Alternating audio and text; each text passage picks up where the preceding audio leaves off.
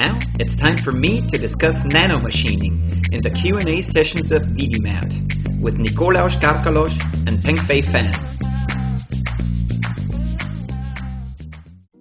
Coatings is a peer-reviewed journal of coatings and surface engineering published online by MDPI on a monthly basis. So Stefan, it's your turn again. So who you want to torture? Yeah, I'm not torturing anyone. I'm being very kind to people. Actually, maybe we should all, before we start, just mention which is our favorite flavor of ice cream. Okay, so I think I like salty caramel. Now, first I swung west. Now I'm going to swing east. There's not much going on to the east because there's only Nikolaos, because he's the only one who's one time zone east of us. But I'd like to ask him a question. Actually, I only heard of him because he started citing my papers, and then his PhD advisor, Angelos, invited me to write a chapter for a book. That was way too much work, but this is how we got into citing each other's work. Now, in your MD model, no, first give me your ice cream, please. Which is your favorite ice cream? I believe vanilla. Okay, good. So in your MD model, where you do your abrasion and finishing, let's say micromachining, actually nanomachining simulations, you have the rigid part that supports your system shaped like an L. And I know that it's quite common to do that. But what I would like to know is it's shaped like an L, and here comes your abrasive or your tool, and it, let's say, plows or cuts into your system. At what point do you feel that pushback from that rigid part, and do you have to stop measuring there? I mean, your results will clearly get some sort of an influence from that end of the system, which is, let's say, artificially being held up. Can you say anything about that? How far you can actually, let's say, trust your results, or is it not as bad? Actually, this is a subject that I study this time. It's just a coincidence. I have tried apart, although the majority of my models have these L-shaped boundary conditions.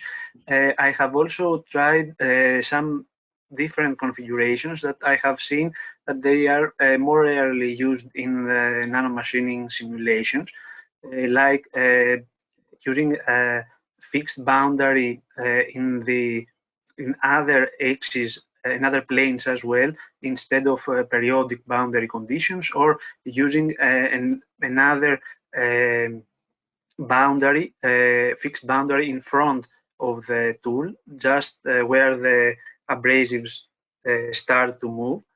And I have found that actually the length of the model affects the final results. Just now I have only processed the force results only, but the only noticeable change in forces between my normal model and the model with a larger length. Only with the model with a larger length I did see a noticeable difference. I tried also a model with larger width, but the differences were just at most 1 nanonewton. So the length of the workpiece does matter, even if you don't cut. Even if you have the same cutting length, total cutting length, the length of the workpiece does matter. So okay. I can see a difference. So but what you're saying is to all the people out there who want to do that, I mean, this is definitely something that you want to have worked out before you start writing up the paper, right? Basically. Yes, actually, I have used larger workpieces now, but they are not yet published, or I haven't the time to process them yet. But I would, yes, I would recommend having a total length at least not 2 times your cutting length, but at least 1.5, and as well as considerable width compared to the width of your abrasive grain in my case, or cutting tool. Mm-hmm. All right. So thank you very much. I mean, I could give you the choice of, do you want cutting edges or rotation speeds? Your choice. I believe first the rotational speed. Okay. So so you gave the rotation speeds in radians per second, and of course those are giddy heights. That's 10 to the 11th. Yeah. So that's pretty fast. So I did, you know, a back of the matchbox calculation, and that gave me something of the order of 100 meters per second. Is that for let's say a tangential speed? And that's of course rather fast. And with Pengfei, we were talking before that 50 meters per second is of course where things start getting quite different. And I agree that in grinding, very frequently such speeds do occur. But so have you tried much smaller speeds and much higher speeds to check how your workpiece reacts differently, let's say from a microstructural point of view, or from dislocations and so on, Shockley partials, if it's FCC and so on, forming? Did you also see that, or did you just choose, let's say, the speeds that you prefer or that you like best? I must admit that in my presentation it was not clear how the rotational speed was chosen. At first, I must say that of course it does matter how large is the rotational speed, and actually when I first dealt with this type of simulation, I read only a few papers exist in the relevant literature, so I also saw this high value of rotational speed, but that is not so strange, given that for the cutting length, for the cutting length value that we have to use, the tool should, and given the that the feed speed is actually in the magnitude of 100 meters per second, or somewhat lower or higher, the rotational tool has, in order for the simulation to be meaningful as a milling process and not like a simple orthogonal machining-like simulation, it has to rotate a lot of times during the cutting of this length. So I calculated, used the value that during the total time of the simulation, it would give a reasonable number of rotations for my cutting tool in order to be like the interrupted cutting, like an interrupted cutting process. But also, this was the lower limit.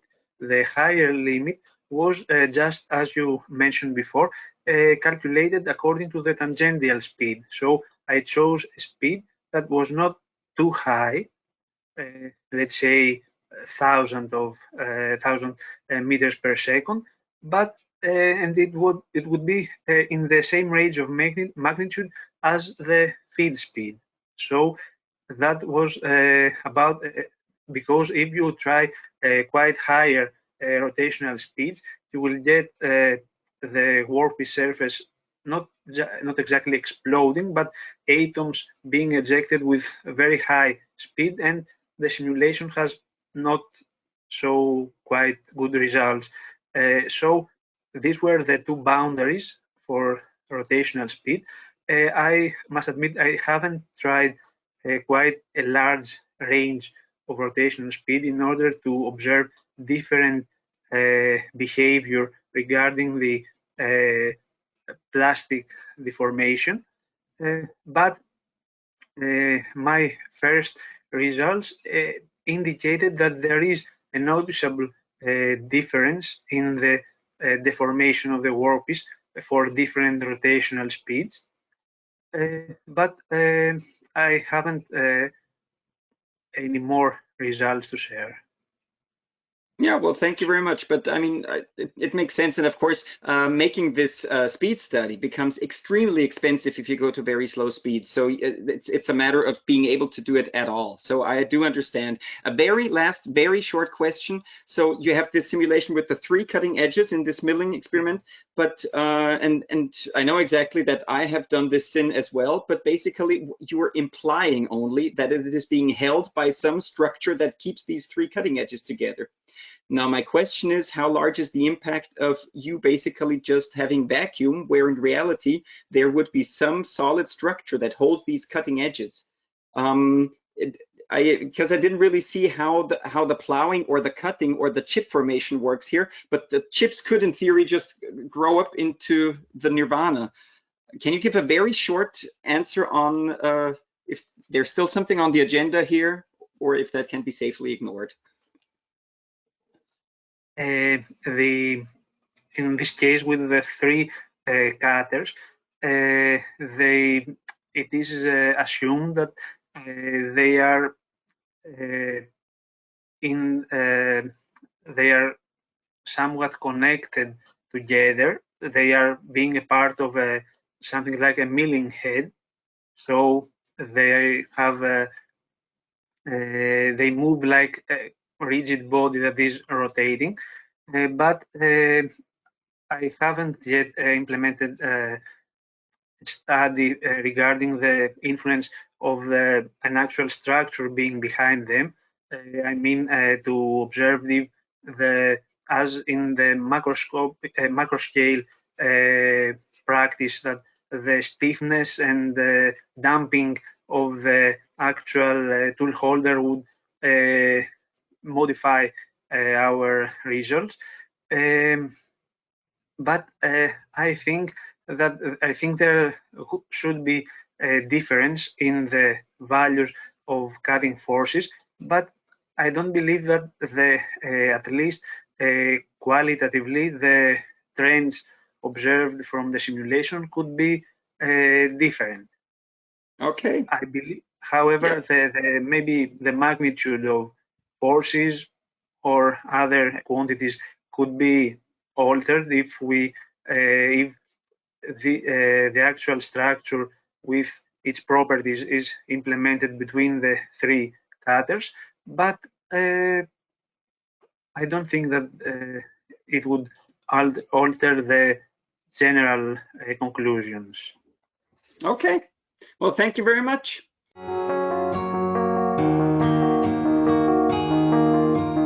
You can also continue maybe with Pengfei. Yeah. Yeah. Pengfei has not had his chance yet, and now we give him a proper question, namely, what is your favorite ice cream? Okay.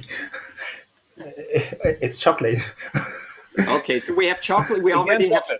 So statistics says that chocolate is the best ice cream, right? Well, it all boils down to taste. Yes, in Glasgow, chocolate is. Right. Yeah. Isn't there an ice cream type called the Glasgow Kiss? Yes. So what kind of more scientific.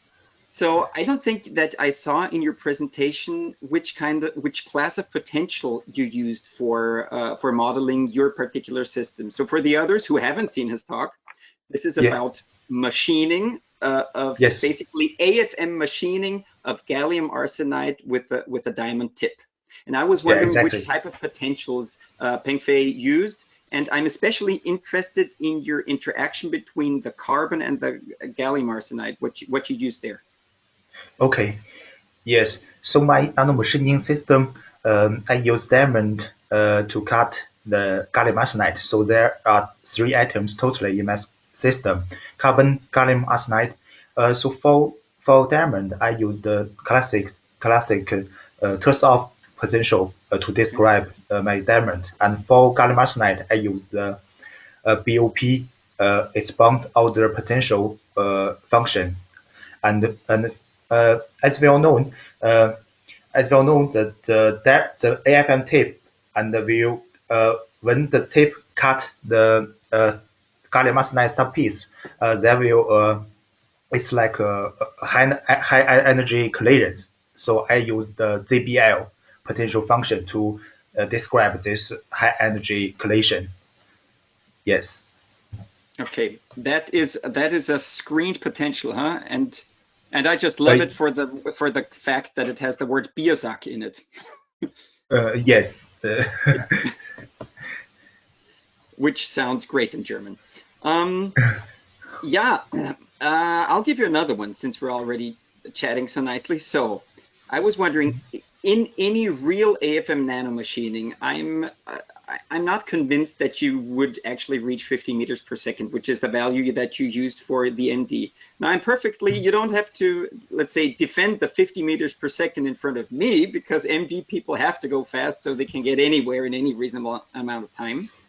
But the question is, how does that affect the temperature? Because you're looking at temperatures, and temperatures are high. They go up to, in the order of 1,000 Kelvin. Yeah. We know that I guess if you use the Tersov potential, then I guess the thermal conductivity will be properly accounted for, I'm imagining. Yeah. Yeah. But usually, if you wouldn't be machining gallium arsenide, I would probably reject it on grounds of thermostating issues that are just all over the place. But since it's not a metal that you're machining, I guess you can get away with it. Now, the first question was about the thermal conductivity, but apparently with your first answer, you already sort of answered that. But how do you think the influence on the temperature would be, because you go so fast? And how fast would the real thing be going? Yes. Is this just a mind experiment, or could this really be done in the AFM, this type of machining? Yes. Temperature is a very significant mechanics for nanomachining system. Yes. Let me answer this temperature question.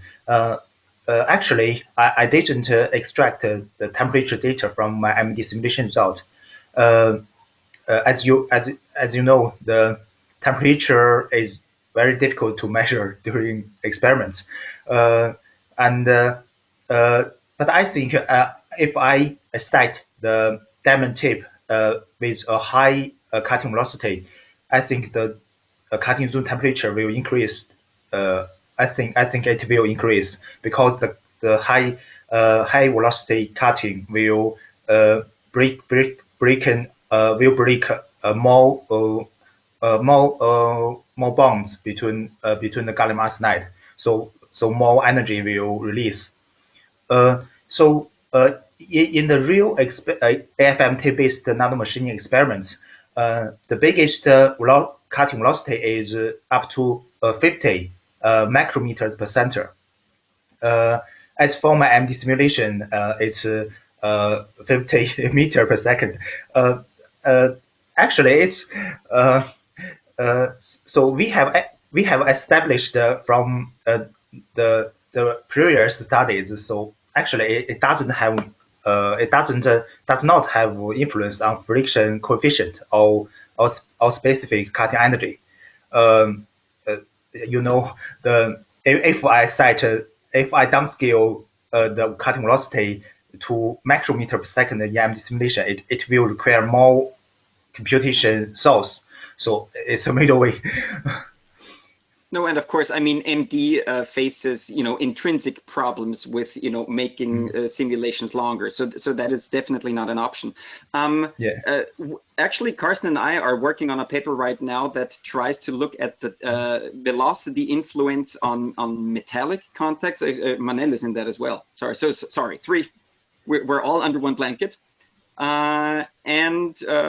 Of course, we haven't even submitted anything yet, but it seems there that 50 meters per second is about, the end of the flagpole. If you go any faster, I haven't checked this for gallium arsenide, of course, or for non-metallic systems, but from then on, the development of the microstructural development starts changing dramatically. So you actually may still be in a safe place there, with having at least similar processes going on, although you're going so fast.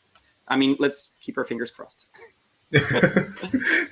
So pretty much at the end of your presentation, you were talking about the shear plane angle. And I think you didn't, or maybe you didn't want to, or you didn't have enough time to go more into how you actually measured that you gave, let's say you gave, let's say a sketch of how that is defined, but it would interest me how you basically properly got that out of your MD simulations. Can you, because apparently it is a rather important parameter, yeah, let's say in the machining business. So can you tell us a little bit more about how you obtained that from your results? Yes, it's a very good question. Yes, it's simple. It's simple to measure it. As we know, I use Oveto to analyze, to visualize the result from MD, but Oveto it doesn't have any tool to measure the angle. So I just in every case of MD simulation result, I just a snapshot and then print it off. And I use the protractor to measure the angle. For example, for 3 times, and then I average the figure. So that's my method. So I mean, but that, I mean, sometimes you will catch me with a protractor or a ruler on the screen and start measuring stuff there. I think I did that Yes. in a meeting recently, and sometimes that is really a nice and quick and dirty approach. But at least you measured 3 times, so you could get some error bars, right? Yes. How did you account for parallax there? I mean, was it easy to align it in a way? Okay, I mean, you are machining only in one direction. So basically, you aligned your model perfectly perpendicular in a way so that that angle isn't completely mulled up by any parallax problems. Is that correct? That's correct. They are same Okay. condition. So, but I mean, that's a good answer. You know, that's sometimes simple approaches are also good. So a last very short one for you, because you gave values for the coefficient of friction during machining. And actually, I had that same thought in 2 or 3 of the presentations. So I think very frequently in experiments and in engineering, you just take the friction force divided by L, and that's it. But if you have adhesive systems, usually it's not that easy. And actually, you should be measuring your friction force for several loads, plot that curve, and then get the slope of that curve. I wanted to know which approach you took for your measurements or for your results. Okay. So for my simulation result, the force, the variation of the force, it's increase first and then keep fluctuation. So I extracted. So I extract the fluctuations and the average the value of the force. So this is a piece. So this is the thrust force. It's the normal force. So I just define the friction coefficient, the ratio of Fx divided by F1. Okay, I don't know if was somebody else also having audio problems now? I didn't get all of it now. Yeah. Maybe your internet is breaking up a little bit, but I think I understood it correctly that you just took the ratio for now. Well, then just as a suggestion, try plotting that really and see if you do have, let's say, a strong adhesive component, because that might help you out with your apparent decrease in the coefficient of friction. It may actually be the case that your coefficient of friction is constant and you're just having less and less influence of that adhesive component. So just give it a try. It may or may not work, but you might be surprised. Okay. Okay. Well, thank you very much for participating, and I think I'm going to pass over to Carsten now. Thanks, Pengfei. Okay. No problem. Yeah. Just a side comment. I think in the latest version of Oveto, you can actually measure the angles. I remember doing that. Something for you. Agree. Yeah. But is it still the free version or not? That's the question. Yes. Yeah, it is. It is. All right. Oh, Thanks. many Yeah, thanks. guys.